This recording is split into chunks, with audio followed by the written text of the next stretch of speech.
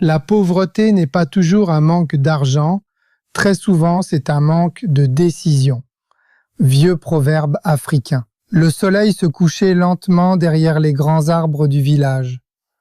Une douce brise faisait danser les feuilles, tandis que les oiseaux retournaient à leur nid. Comme chaque soir, les petits-enfants du vieux sage se rassemblaient sous le grand arbre au centre du village. Le vieux sage était assis sur son fauteuil traditionnel. Son regard était calme, mais ses yeux semblaient contenir les secrets de plusieurs générations. Ce soir-là, l'un de ses petits-fils, Kofi, paraissait inquiet. « Grand-père, demanda-t-il, pourquoi certaines personnes restent-elles pauvres toute leur vie alors qu'elles travaillent très dur ?» Le vieux sage leva doucement la tête. Voilà une question qui a détruit des familles, séparé des amis et empêché des millions de personnes de dormir. Beaucoup pensent connaître la réponse, mais très peu la comprennent réellement. Les autres enfants se rapprochèrent immédiatement. « Alors, quelle est la réponse ?» demanda Akua avec impatience. Le vieux sage sourit. « Avant de répondre, laissez-moi vous raconter l'histoire de deux hommes qui sont nés le même jour dans le même village. » Les enfants se turent. « Il y a longtemps, commença le sage, vivaient deux garçons nommés Kodjo et Memsa. Ils étaient nés dans des familles pauvres. Ils allaient à la même école, mangeaient les mêmes repas et portaient parfois les mêmes vêtements usés. Lorsque les villageois les regardaient, personne ne pouvait imaginer que leur vie prendrait des directions totalement opposées. À l'âge de 20 ans, les deux hommes étaient toujours pauvres. À 30 ans, l'un possédait plusieurs commerces, tandis que l'autre peinait encore à nourrir sa famille. À 50 ans, l'un était devenu respecté dans toute la région, alors que l'autre accusait encore le destin de ses malheurs. Pourtant, ils avaient commencé exactement au même endroit. Pourquoi? Voilà la véritable question. Le vieux sage marqua une pause. La plupart des gens croient que la pauvreté est causée uniquement par le manque d'argent. C'est faux. Les enfants échangèrent des regards étonnés. L'argent est souvent la conséquence d'autres choses. De quoi? Demanda Kofi. Des habitudes, des décisions, des croyances et de la discipline. Le vieux sage prit une poignée de sable et la laissa glisser entre ses doigts. Regardez ce sable. Chaque grain semble insignifiant. Pourtant, des millions de grains forment une plage entière. La richesse fonctionne exactement de la même manière. Personne ne devient riche grâce à une seule décision.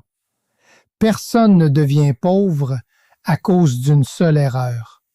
Ce sont les petites actions répétées chaque jour qui construisent un destin. Les enfants écoutaient attentivement. Kodjo avait compris cela très jeune. Chaque fois qu'il gagnait une petite somme, il gardait une partie pour investir. Mensa, lui, dépensait immédiatement tout ce qu'il recevait. Lorsqu'il recevait 1000 francs, il cherchait comment les dépenser. Lorsque Kodjo recevait 1000 francs, il cherchait comment les multiplier. Cette différence semblait minuscule, mais année après année, elle est devenue immense. Le vieux sage regarda les étoiles qui apparaissaient dans le ciel. « Mes enfants, la pauvreté aime les décisions prises sous l'effet des émotions. La richesse préfère les décisions prises avec réflexion. Lorsqu'une personne voit quelque chose de beau et dit immédiatement « je dois l'acheter », elle nourrit souvent sa pauvreté. Lorsqu'une autre personne dit « en ai-je réellement besoin », elle nourrit souvent sa richesse. Kofi fronça les sourcils. « Grand-père, cela veut-il dire qu'il ne faut jamais profiter de la vie ?» Le vieux sage éclata de rire. « Non, beaucoup de gens confondent plaisir, pleasure, et destruction, destruction. Profiter de la vie est important, mais détruire son avenir pour un plaisir momentané est dangereux. Imagine un fermier qui mange toutes ses graines aujourd'hui. Demain, il n'aura rien à planter. Les enfants hochèrent la tête. L'image était claire. Beaucoup de personnes vivent exactement ainsi. Elles consomment tout aujourd'hui et sacrifient leur avenir. Puis, elles accusent la malchance. Le vieux sage continua. Savez-vous quelle est l'une des phrases les plus dangereuses du monde? Laquelle? Demandèrent les enfants en même temps. Je commencerai demain. Un silence s'installa. Demain est le plus grand voleur de rêves de l'histoire. Combien de personnes disent « Demain je vais économiser. Demain je vais apprendre. Demain je vais créer un commerce. Demain je vais changer ma vie. » Puis le lendemain devient la semaine prochaine. La semaine prochaine devient l'année prochaine.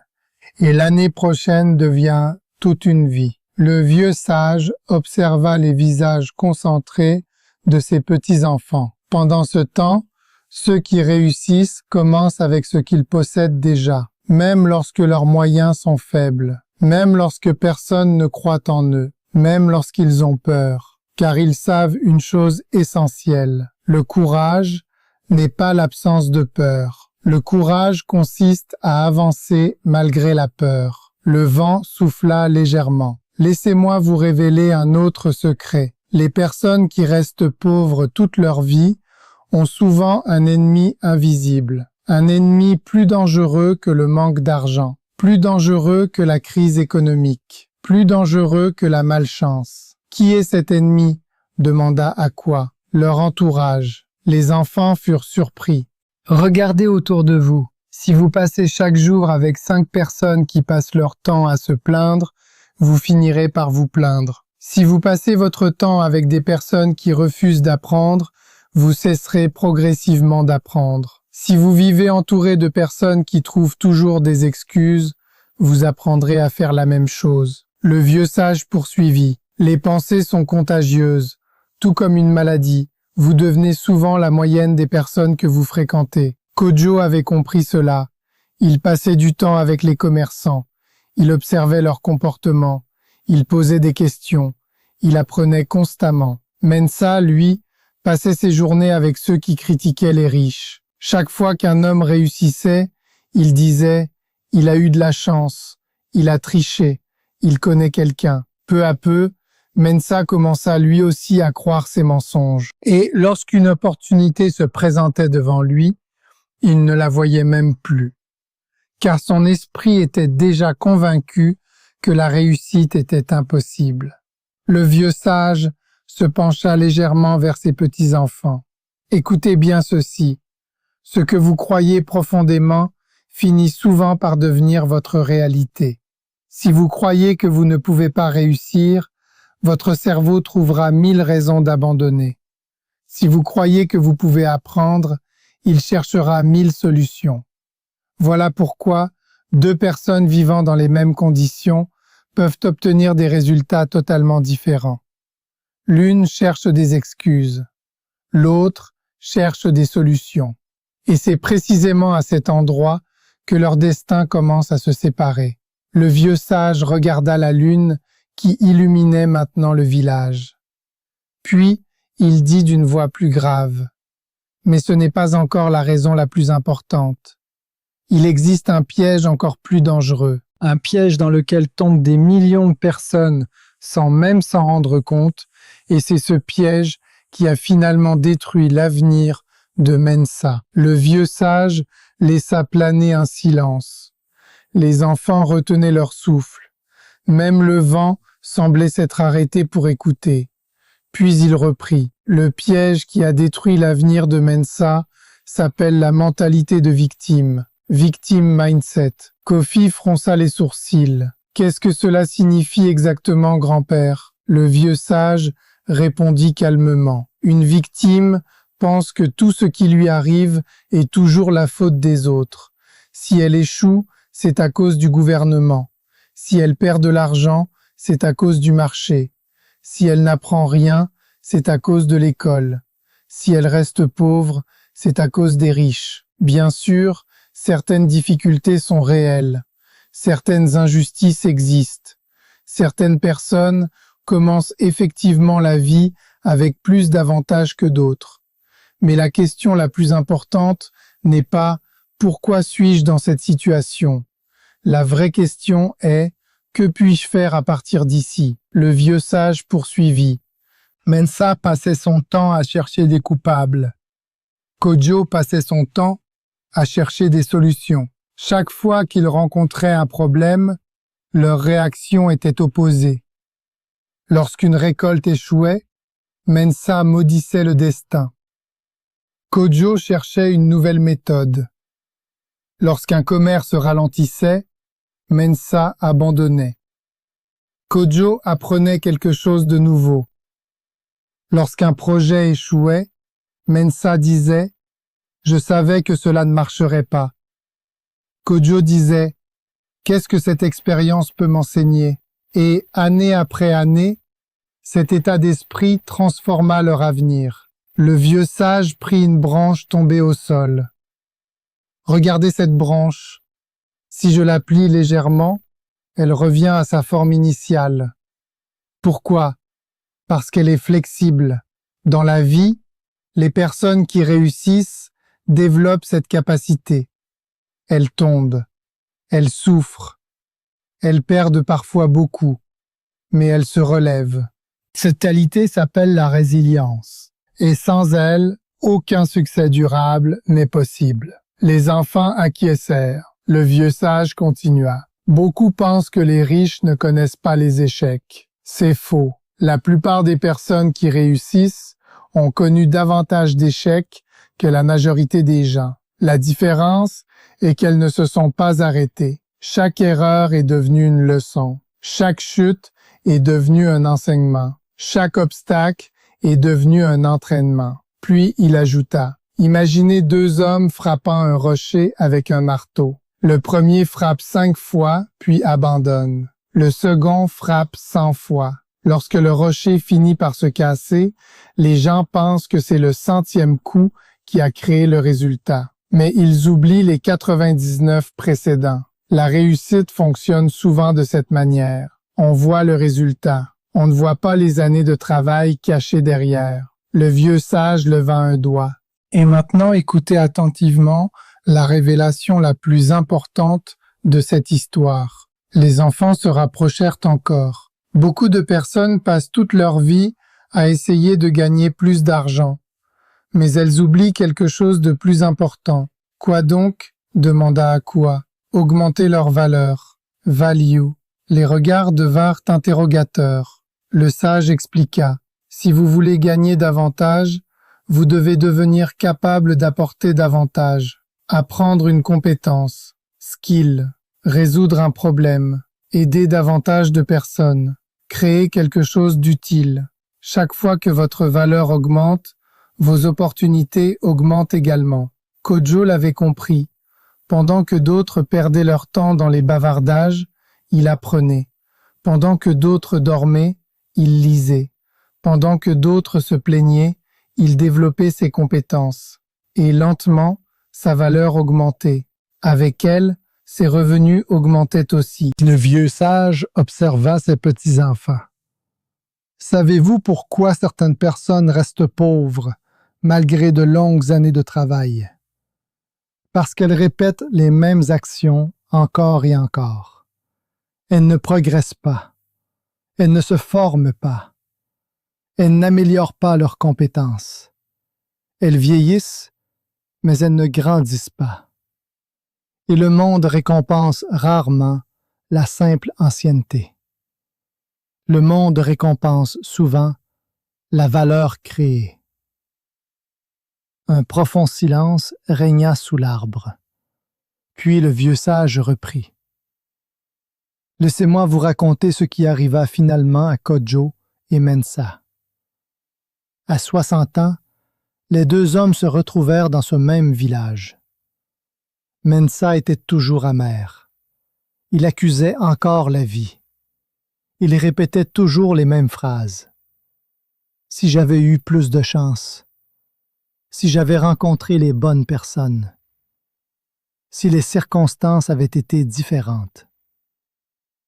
Kojo, lui, était devenu prospère. Mais c'était pas l'argent qui impressionnait le plus les habitants. C'était sa paix intérieure, sa sérénité, son respect, sa capacité à aider les autres. Car la vraie richesse ne se mesure pas uniquement en argent. Elle se mesure aussi en liberté, en connaissance, en santé, en relation, en paix intérieure. Le vieux sage regarda ses petits-enfants un à un, puis il demanda, « Si je vous donnais aujourd'hui 1 million de francs, mais que je vous retirais votre santé, accepteriez-vous? » « Non, répondirent-ils immédiatement. « Si je vous donnais 10 millions, mais que vous perdiez votre famille, jamais. » Le vieux sage sourit. « Alors comprenez ceci. Vous possédez déjà certaines richesses que beaucoup d'autres recherchent désespérément. La gratitude est également une forme de richesse. Celui qui ne sait pas apprécier ce qu'il possède ne sera jamais satisfait, même avec des milliards. » La lune brillait maintenant au-dessus du village. Le vieux sage conclut. « Mes enfants, les personnes qui restent pauvres toute leur vie ne manquent pas toujours d'argent.